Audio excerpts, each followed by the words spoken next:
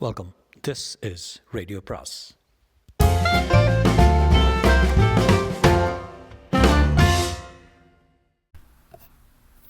அனைவருக்கும் அன்பு வணக்கம். ராகி ரங்கராஜனின் மேடம் அத்தியாயம் 19. ஜனாதிபதியுடன் டைசனும் மற்றவர்களும் விருந்தில் இருந்த சமயம் அங்கே ஹோட்டலில் மார்க்கும் எலிசபெத்தும் உணவு அருந்தி கொண்டிருந்தார்கள். காஃபியா பிராண்டியா சார் என்று சர்வர் கேட்டார். மார்க்கின் கையை மெல்ல தொட்டு, எதுவும் வேண்டாம், நம் வீட்டுக்கு போய் பார்த்துக்கொள்ளலாம் என்றாள் எலிசபெத். அருமையான ஐடியா என்று கூறிய மார்க் அவள் கண்களை ஆராய்ந்தான். அவள் மனதுக்குள் ஓடும் காரணம் என்ன என்று ஆராய முயன்றான்.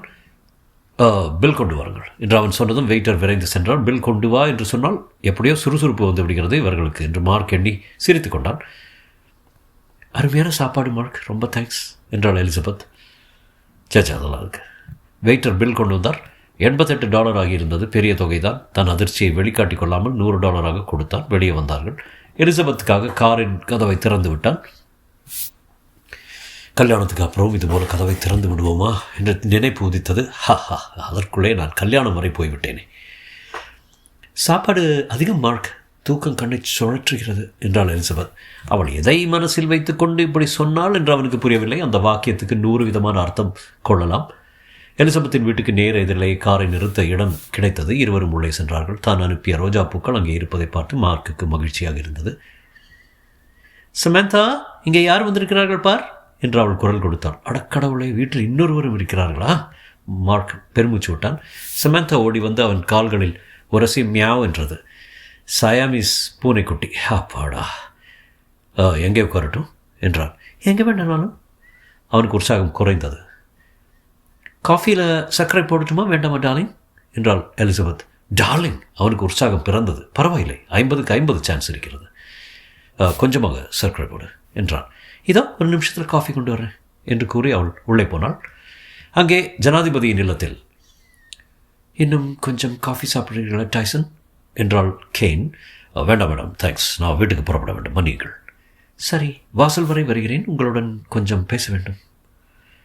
ஓ, நிச்சயமா மேடம். மேற்குப்புற வாசலில் காவலர்கள் விரைந்து நின்று சல்யூட் அடித்தார்கள். ரகசிய போலீஸை சேர்ந்த ஒருவன் நிழலில் பதுங்குவது டைசனுக்கு தெரிந்தது. இந்த துப்பாக்கி கட்டுப்பாடு மசோதா விஷயத்தில் நீங்கள் என்னை 100க்கு 100 ஆதரிக்க வேண்டும் டைசன் என்றாள் கேன். கமிட்டியில் உங்கள் கருத்தை கேட்பது நிச்சயம். அந்த சமயத்தில் நீங்கள் முழு ஆதரவு தர வேண்டும். இப்போதைக்கு நமக்கு போதுமான ஆதரவு இருக்கிறது. இருந்தாலும் கடைசி நிமிடத்தில் முட்டுக்கட்டை எதுவும் ஏற்பட்டுவிடக்கூடாது. நான் உங்களை முழுக்க முழுக்க ஆதரிக்கிறேன் மேடம். கென்னடி கொலை செய்யப்பட்ட நாள் முதல் இப்படி ஒரு தடை சட்டம் வர வேண்டும் என்று நான் ஆர்வமாக இருக்கிறேன் என்றார் டைசன். உங்களுக்கு ஒன்றும் பிரச்சனை இருக்காதே? இல்லை மேடம், சட்டத்தை நீங்கள் கொண்டு வர வேண்டும். அதை அமுல்படுத்துவது எங்கள் பொறுப்பு. எவ்வளவு நாள் தாமதம் செய்து விட்டார்களே என்பதுதான் என் வருத்தம். என்ன செய்ய டைசன்? வேறு பல சிக்கலான மசோதாக்களை நிறைவேற்ற வேண்டியிருந்தது. அத்துடன் கூடவே இதையும் குழப்ப வேண்டாம் என்று காத்திருந்தேன். மசோதாவை தயாரித்து 2 வருஷமாகிறது. செனட்டர் தான்டனும் செனட்டர் டெக்ஸ்டரும் விவாதம் என்று இழுத்துக்கொண்டே போகிறார்கள். எப்படியும் இந்த 10ஆம் தேதி நிறைவேறிவிட வேண்டும் என்று நம்பிக்கொண்டிருக்கிறேன். ஏதாவது தடங்கள் ஏற்படும் என்று உங்களுக்கு தோன்றுகிறதா?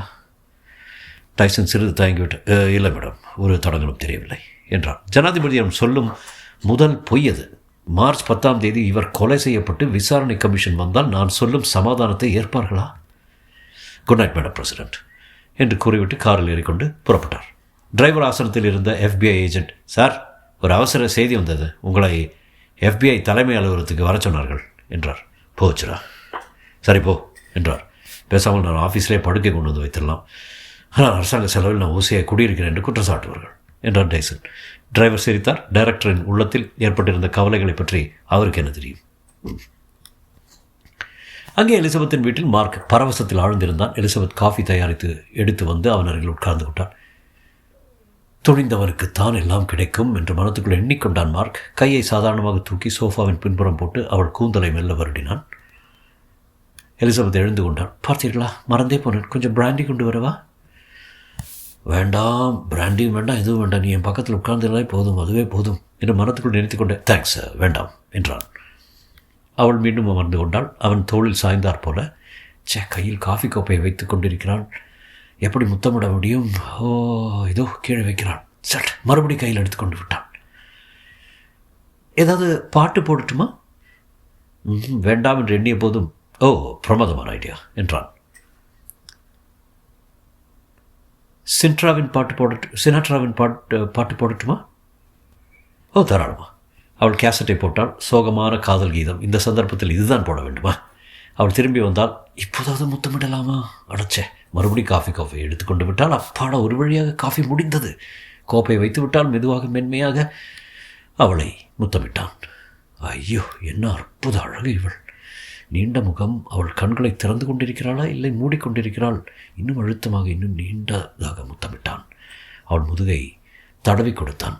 இவ்வளவு தூரம் வந்தாயிற்று, இனிமேல் அவளுக்கு ஆட்சேபம் இருக்காது. அவள் காலை தொட்டான். என்ன அருமையான கால்! கையை அங்கிருந்து அகற்றிவிட்டு முத்தத்தில் கவனம் செலுத்தினான். மார்க், உங்களிடம் ஒன்று சொல்ல வேண்டும் என்றாள் அவள். போச்சு, இது அசௌகரியமான நாள் என்று சொல்லப் போகிறாளா? என்றான். உங்களிடம் எனக்கு கொள்ளை ஆசை என்றாள். எனக்கு தான் டார்லிங். அவளுடைய ஸ்கர்ட்டின் ஜிப்பை நீக்கிவிட்டு மெதுவே அவள் மேனியை தடவினான். அவளும் அவன் தொடையை கையினால் அழுத்தினாள். சொர்க்கவாசல் திறந்து கொள்ளும் தருணம். கிணு என்று டெலிஃபோன் அடித்தது. கடவுளே, இதுவா நேரம்? அவளை எடுத்து கேட்டுவிட்டு, உங்களை கூப்பிடுகிறார்கள் என்றாள். ஃபோனை வாங்கினான். யார்? ஜூலியஸா என்று குரல் கேட்டது. ஆமாம் சார். ஐயோ, டைரக்டர் டைசன் கூப்பிடுகிறார். சே, இதோ வருகிறேன் சார் என்று உடனே எழுந்து கொண்டான் மார்க். தொடரும். அனைவருக்கும் அன்பு வணக்கம். ராக்கி ரங்கராஜனின் மேடம், அத்தியாயம் 20. மார்ச் 8ஆம் தேதி விடிகாலை 1 மணி. எலிசபெத்தின் வீட்டை விட்டு வெளியே வந்து மார்க் ஓடியபோது தெருவின் இருபுறத்திலிருந்து 2 பேர் அவனை கவனித்துக் கொண்டிருந்தார்கள். இருவரும் FBI இலாக்காவை சேர்ந்த ஏஜென்ட்டுகள். ஒருவன் பெயர் கெவின், இன்னொருவன் பெயர் பியர்ஸ். இருவரும் டைரக்டர் டைசனால் பிரத்யேகமாக அமர்த்தப்பட்டவர்கள். மார்க்கின் நடவடிக்கைகளை கண்காணிப்பதற்காக. பியர்ஸ் தன் இடத்தை விட்டு புறப்பட்டு கெவினிடம் வந்தான். ஒரு கவனித்தாயா கெவின்? நம் இருவரை தவிர இன்னொரு ஆளும் மார்க்கின் பின்னால் போய் கொண்டிருக்கான். கவனித்தேன். அவன் பேர் ரால்ஃப். உனக்கு தெரியாதவனே? ரால்ஃபா? அவன் நமது டிபார்ட்மெண்ட்லேருந்து எப்போதும் விலகிட்டானே. எதற்கும் இருக்கட்டும் என்று அவனையும் டைரக்டர் அமர்த்தியிருக்காரோ என்னவோ. அதை பற்றி டைசன் நம்மிடம் ஒரு வார்த்தை கூட சொல்லலையே. கொஞ்ச நாளாக அவர் செய்கிற காரியமெல்லாம் ரொம்ப மர்மமாக இருக்கிறது. அவருடைய அந்தரங்க ஆள் இருக்கிறானே, எலியட்டு, அவனை கேட்டால் தெரியும். அவனை கேட்பதை காட்டிலும் குட்டிச்சவரில் முட்டிக்கொள்ளலாம். அப்போ டைரக்டரே கேளு, வேறு வேணையே வேண்டாம். சில நிமிடங்கள் சென்றன. ரால்ஃபையே கேட்கலாமா என்றான் கெவின். டைரக்டர் ஸ்பெஷல் ஆர்டர் மறந்துட்டேன். நீங்கள் யாரிடமும் எதுவும் பேசக்கூடாதுன்னு கட்டளையிட்டுக்க. ரால்ஃபுக்கும் அப்படியே சொல்லியிருப்பார். ஆகவே அவன் வாயை திறக்க மாட்டான். அதோட நாம் கேட்டோம் என்று டைரக்டரிடம் சொல்லிவிடுவான். அப்புறம் வேறு வினையே வேண்டாம் என்றான் பியர்ஸ். அவர்கள் அப்படி பேசிக் கொண்டிருந்த போது மார்க் டெலிஃபோன் கூண்டை நோக்கி சென்று கொண்டிருந்தான். டைரக்டர் எங்கேருந்து கூப்பிட்டிருப்பார்? ஜனாதிபதியுடன் விருந்துண்ண அல்லவா போயிருந்தார்? ஏதாவது முக்கிய தகவல் கிடைத்ததால் திரும்பி விட்டாரா? அவர் வீட்டிலிருந்து பேசினாரா, ஆஃபீஸில் இருந்தா? அவனால் ஊகிக்க முடியவில்லை. காசு போட்டு பேசும் டெலிஃபோனை அடைந்தான். ஒரே ஒரு முறை பேசத்தான் சில்லறை இருந்தது. கடவுளை வேண்டிக் கொண்டு FBIயின் தலைமையகத்தை கூப்பிட்டு சில்லறை போட்டான். எஸ் என்று டைசன் குரல் கேட்டது. பிழைத்தோம். ஜூலியஸ் என்றான். உடனே ஆஃபீஸ்க்கு வந்து சேர். அவர் குரலில் சிநேகபாவம் தென்படவில்லை, கோபம்தான் தெரிந்தது. காரை நோக்கி வேகமாய் நடந்தான். போகும்போதே சட்டை பொத்தான்களையும் உடையையும் சரி செய்து கொண்டான். சாக்ஸ் சரியில்லை என்று தோன்றியது. காலை உதறிக்கொண்டு காரை அடைந்தான். சில நிமிடங்களில் அலுவலகத்தை அடைந்தான். டைசனின் அந்தரங்க ஆளான எலியட் மர்மமாக அவனுக்கு வழிகாட்டி கொண்டு முன்னே நடந்தான். இவன் தூங்கவே மாட்டானா? எப்போதும் இங்கே இருக்கிறானே. ஏதோ கெட்ட செய்தி சொல்லப் போகிறான். இல்லை, அவன் ஒரு வார்த்தை கூட பேசவில்லை. அவன் டைரக்டரின் அறைக்கதவை திறந்து கொண்டு உள்பக்கம் பார்த்து, மிஸ்டர் மார்க் வந்திருக்கார் சார் என்று அறிவித்தான். மார்க் உள்ளே போனான். வணக்கம் சொன்னான். டைசன் பதில் வணக்கம் கூறவில்லை. ஜனாதிபதியின் வீட்டுக்கு போன போது என்ன உடை அணிந்திருந்தாரோ அதே உடையில் இருந்தார். அவர் முகம் கடுகடு வென்றது. கார் என்றார். கார்ந்தான். டைசன் கடும் கோபத்துடன் சொன்னார், உன்னை வெளியே இழுத்து போய் சுவரோடு சுவராக நிற்க வைத்து சுட்டுத்தள்ள வேண்டும் போல இருக்கிறது எனக்கு என்றார். ஒன்றும் தெரியாத நிரபராதி போல முகத்தை வைத்துக் கொள்ள மார்க் முயன்றான். ஸ்டெம்ஸிடம் அது பலிக்கும், டைசனிடம் பலிக்கவில்லை. நீ ஒரு முட்டாள், பொறுப்பில்லாத, மூளை இல்லாத, முன் யோசனை இல்லாத முட்டாள் என்று கத்தினார் டைரக்டர். மார்க் நடுங்கி போனான். அவனை ஒருவன் கொலை செய்ய வந்திருந்தால் கூட இப்படி நடுங்கி இருக்க மாட்டான். என்னையும் FBI இலாக்காவையும் ஜனாதிபதியையும் நீ கேவலப்படுத்தி விட்ட என்று டைசன் தொடர்ந்தபோது தன் இதயம் தடக் தடக்குன்னு அடித்துக்கொள்ளும் சத்தம் மார்க்குக்கே கேட்டது. அவனால் எண்ண முடிந்திருந்தால் 120 முறை அடித்துக்கொள்வதை எண்ணியிருப்பான். டைசன் உச்ச தொண்டையில் சத்தம் போட்டார். உன்னை சஸ்பெண்ட் செய்யலாம், டிஸ்மிஸ் செய்யலாம். ஆனால் அது கூட போதுமான தண்டனையாக இருக்காது. சொல்லு, சந்தேகத்துக்குரியவர்களின் பட்டியலில் இப்போது எவ்வளோ பேர் இருக்கிறாங்க? 7 பேர் சார். யார் யார்? பேரை சொல்லு. புரூக்ஸ், ஹாரிசன், தான்டன், பியர்ட், நன், டெக்ஸ்டர் என்று சொல்கையில் மார்க்கின் முகம் விழுத்தது. பெரிதாய் யூனிவர்சிட்டியில் படித்து பட்டம் வாங்கினவன், ஆனால் ஒரு சாதாரண ஸ்கவுட் பையனின் அறிவு கூட இல்லை உனக்கு. இந்த சீரனர் டைரக்டர், முதல் தடவை உன்னை எலிசபெத் டாக்டருடன் பார்த்தபோது மடத்தனமாக கணக்கு போட்டுட்டோம். மார்க், 3ஆம் தேதி வுட்ரோ வில்சன் ஆஸ்பத்திரியில் கேஸ்விக்ஸ் கொலை செய்யப்பட்ட தினத்தன்று டியூட்டியில் இருந்தவள் அந்த டாக்டர் எலிசபெத். ஆகவே நீ ஏதோ துப்பறை நோக்கத்தோடு தான் அவளுடன் பழகுறாய் என்று மடத்தனமை எண்ணிவிட்டோம் என்றவர். மடத்தனம்? எங்க மடத்தனம் என்று மறுபடியும் அழுத்தமாக சொன்னார். பிறகுதான் தெரிந்தது ஜனாதிபதியை கொலை செய்ய திட்டமிட்டிருக்கிற 7 செனட்டரில் ஒருவருடைய மகள் எலிசபெத்னு. அப்படி இருந்தும் நீ அவளுடன் கொஞ்சி கொலாவிக் கொண்டிருக்கிற. அதை மறுத்து பேச நினைத்தான் மார்க், ஆனால் உதடுகளை அசைக்க முடியவில்லை. அவளோடு படுத்து கொண்டிருந்தா இல்லையா என்று பச்சையாக கேட்டார் டைசன். இல்லை சார் என்று அமைதியாக கூறினான். ஒரு நிமிஷம் டைசன் வாயடைத்து போனார். பிறகு, பாரப்பா, அவள் வீட்டை கண்காணிக்க ஆள் வைத்திருக்கிறான். அங்கே என்னென்ன நடக்கிறது என்பது கனகச்சிதமாக எங்களுக்கு தெரியும் என்றார். மார்க் குபுக்கென்று தன் இருக்கையிலிருந்து எழுந்து கொண்டான். இத்தனை நேரம் ஏற்பட்டிருந்த அச்சம் நீங்கி கடும் கோபம் ஏற்பட்டது. ஆமாம், நான் அவளுடன் படுத்திருப்பேன், அதுக்குள்ளே நீங்கள் கூப்பிட்டு விட்டீர்கள் என்று உரத்த குரல் கூறினார். காதல் என்றால் என்னவென்று உங்களுக்கு தெரியுமா? என்றைக்காவது எப்போதாவது காதலை பற்றி நீங்கள் நினைத்து பார்த்ததுண்டா? நீங்களும் உங்கள் FBI இலாக்காவும் பாழாய் போக. தினம் 11 மணி நேரம் நான் வேலை செய்து கொண்டிருக்கிறேன். ராத்திரியால் தூக்கம் கிடையாது. என்னை கொலை செய்ய எதிரிகள் காத்து கொண்டிருக்கிறார்கள். நிலைமை எப்படி இருக்கும்போது நான் மிகவும் நம்பியிருக்கும் நீங்கள் யாரோ சிறு பசங்களை வைத்து என்னை கண்காணிக்கிறீங்க. நீங்கள் மொத்த பேரும் நரகத்துக்கு தான் போவீங்க. உங்களிடம் வேலை செய்ததுக்கு மாஃபியா கொலைக்காரர்களுடன் சேர்ந்து வேலை செய்திருக்கலாம். ஏனென்றால் தங்கள் ஆட்கள் காதல் இதுன்னு சந்தோஷமாக இருப்பதற்கு அவர் நிச்சயமாக அனுமதிப்பாங்க. வாழ்க்கையில் இவ்வளவு கோபமாக மார்க் ஒருபோதும் இருந்ததில்லை. தொப்பென்று திரும்பவும் நாற்காலில் விழுந்தான். அடுத்து என்ன நடப்பதானாலும் நடக்கட்டும் என்று காத்திருந்தான். எதுவும் லட்சியமில்லை என்ற முடிவுக்கு வந்தபின் அதுவே தனக்கு பெரும் பலம் என்று தோன்றியது. டைரக்டரும் அவனைப் போலவே மௌனமானார். ஜன்னலை நோக்கி நடந்தவர் வெளியே வெறுத்து பார்த்த வண்ணம் நின்றிருந்தார். பின்னர் மெதுவை திரும்பி அவனிடம் வந்தார். பெரிய தோள்களும் பெருத்த முகமும் அவனை நோக்கி திரும்பின. சரி, தீர்ந்தோம் என்று மார்க் எண்ணிக்கொண்டான். அவனுக்கு ஒரு கஜ தூரம் முன்னால் வந்து நின்றார். முதல் தடவை சந்தித்த போது எப்படி பார்த்தாரோ அதே போல் அவன் கண்களை நேருக்கு நேராக பார்த்தார். ஐம் சாரி என்றார். யோசிக்காமல் பேசிவிட்டேன்.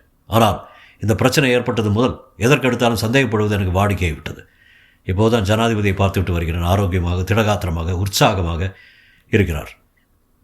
இந்த நாட்டின் எதிர்காலத்துக்காக ஏகப்பட்ட திட்டங்களும் கனவுகளும் வைத்திருக்கிறார். அப்படிப்பட்டவரை கொலை செய்ய இதோ இந்த நிமிடம் கூட ஒரு செனட்டர் திட்டமிட்டு கொண்டிருக்கிறார் என்பதையும், சந்தேகப்படக்கூடிய ஒரு செனட்டரின் மகளுடன் என் FBI ஏஜென்ட் ஒருவர் தொடர்பு வைத்திருக்கிறார் என்பதையும் சொன்னால் எப்படி இருக்கும் ஜனாதிபதிக்கு? அதை நினைத்து பார்த்தால்தான் அப்படி பேசிவிட்டேன். அவன் கண்களை விட்டு தன் பார்வையை அகற்றாமல் டைரக்டர் தொடர்ந்தார்.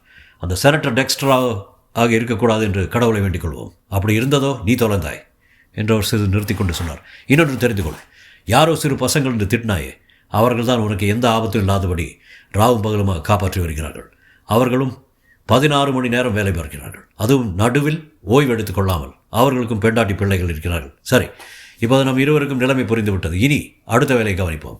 இன்னும் 3 நாள் தான் இருக்கிறது. அதுவரை நமக்கு புத்தி கோளாறு ஏற்படாமல் இருக்க வேண்டும். சரி, நடந்ததை எல்லாம் ஞாபகப்படுத்தி கொண்டு சொல்லு. நாம் ஜெயித்து விட்டோம் என்று மார்க் எண்ணிக்கொண்டான். மறுவினாடியே இல்லை, நாம் தோற்றுவிட்டோம் என்ற எண்ணம் ஏற்பட்டது. ஜனாதிபதியுடன் பேசிக் கொண்டிருந்த ஒரு விஷயம் ஊர்ஜிதமாயிற்று என்றார் டைரக்டர் டைசன். மார்ச் 10ஆம் தேதிக்கு ஒரு முக்கியத்துவம் உண்டு. அன்று துப்பாக்கி கட்டுப்பாடு மசோதாவை நாடாளுமன்ற ஜனாதிபதி கொண்டு வரப்போகிறார். அதை ஒரு செனட்டர் எதிர்க்கப் போகிறார். யார் அந்த செனட்டர்? அதை கண்டுபிடிக்க வேண்டியதுதான் வேலை. ஞாபகம் வைத்துக்கொள், இன்னும் 3 நாள் தான். கண் கொட்டாமல் அவரையே பார்த்தபடி இருந்தான் மார்க். தொடரும்.